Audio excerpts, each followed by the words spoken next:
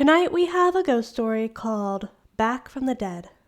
It was written uniquely for this channel, and if you would like to support these creative endeavors, please remember to hit the like button and subscribe. Now let's get into it. My eyes snap open and I'm sitting in an old wooden rocking chair, but I have no idea how I got here. I frantically glance around the unfamiliar room, which holds only a bed and a few lamps. My hands begin to sweat as I dig my nails into the chair's soft wood, but when I run my fingers over where I should have made imprints, I don't feel any marks. What am I doing here? Where am I? I'm supposed to be dead. I'm supposed to have been dead for years.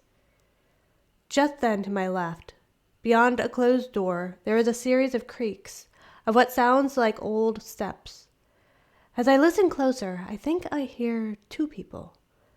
One person has slow, steady steps, while another set of steps is lighter and faster. In a rush, I try to find a place to hide. There's another door, maybe a closet just to the right of the chair. I jump to my feet and try to get in, but I can't get it open. In a moment of panic, I press myself against the wall next to the door where I can hear the steps and hope whoever is approaching walks in looking straight ahead and doesn't notice me.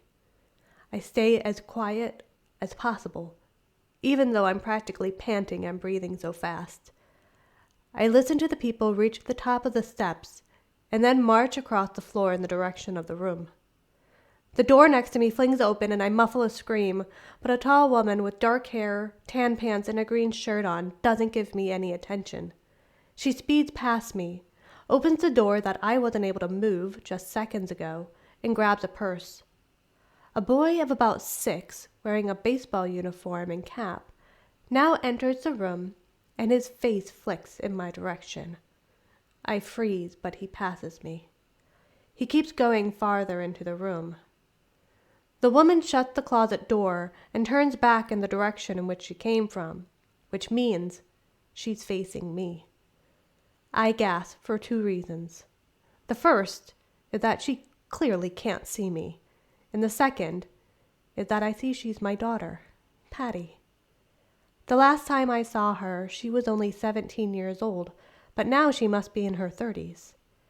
Patty stops suddenly and looks at the rocking chair that I sprang out of just moments before. As I follow her gaze, I recognize the chair used to be mine. The boy, too, noticed her focus and asks, "What is it, Mommy?"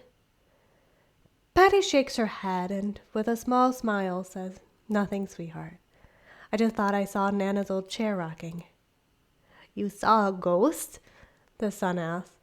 Patty laughs. "No. Ghosts aren't real. I just thought maybe the house had a draft." "What's a draft?" the son asks, as Patty pushes him out of the room. And as she does so, the boy turns his head and makes eye contact with me. "Come on, I'll explain in the car. Let's get you to practice. We're late." No longer afraid of getting caught, I begin to worry if seeing me, because he clearly saw me, will permanently scar my grandchild. Children aren't supposed to see ghosts, right? What if he grows up thinking something's wrong with him? I watch my daughter and grandson head out of the door and down the steps. I pause for a second and realize that I have tears in my eyes, and despite the anxiety, it was good to see them. I push the tears away and sprint after them as a terrible weight presses down on my chest and I can't breathe.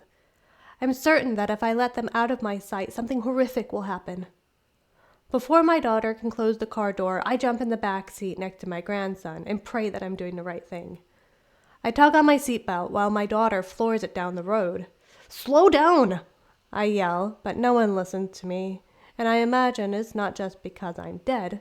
No one listened to me when I asked them to slow down when I was alive, either. I sit back up straight and feel eyes on me. Jumping, I turn my attention to my grandson, who is staring directly at me, biting his lip and fidgeting with his large brown leather baseball glove. I stare back at him. His blue eyes look so much like my own, the splash of freckles across his cheeks, and the little gap between his 2 front teeth that my entire family has. Just for a moment, despite all of the confusion and anxiety over what is going on, I'm happy to have this chance to see him for the first time. Yet, as I think on it, this isn't the first time I'm seeing him. This little boy suffered a respiratory disease when he was just a baby, and passed to my world for a moment before he bounced back to this world. As these thoughts settle in my mind, my grandson speaks. "Mommy?" "Yeah, baby," Patty answers. "There's someone in the back seat of the car with me," he says casually, still fidgeting with his baseball glove. "What?" Patty yells, slaps on her turn signal, and pulls over. Just at that moment, a car swerves from the oncoming traffic lane and mashes head-on into a street lamp directly behind us, crumpling the front end of the car. Seconds later, a man emerges, and I can just tell he's dead. Maybe the dead can detect each other, because he looks in the car window at me, then fades away. Now, it all makes sense. If I hadn't been here, my grandson wouldn't have told his mother someone was in the car with them, and she wouldn't have pulled over. My daughter and grandson would have been killed, or at least seriously injured by that car. And for the first time in my life and my death, a sense of peace invades my body, and I can feel myself drifting away from my daughter and grandson. But it's all right. I'll see them when it's time. If you enjoyed the video, please leave a like and subscribe, and there will be another one soon.